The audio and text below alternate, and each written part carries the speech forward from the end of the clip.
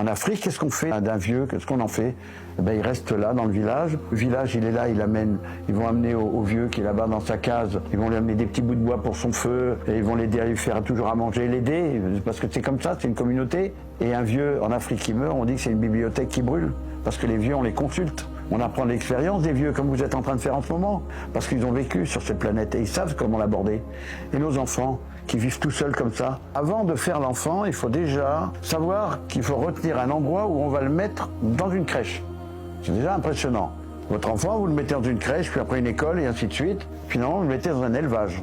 Un peu comme les poissons qui vont frayer, qui vont faire des bébés dans les mangroves, et qui s'en vont, et après les enfants vont grandir tout seuls de leur côté, et puis après ils vont se débrouiller. Alors c'est nous qui avons cette solution de les mettre dans des élevages, après de les laisser travailler, on les voit plus parce qu'ils travaillent, ils n'ont plus le temps, et quand ils sont vieux, on les met dans des mouroirs.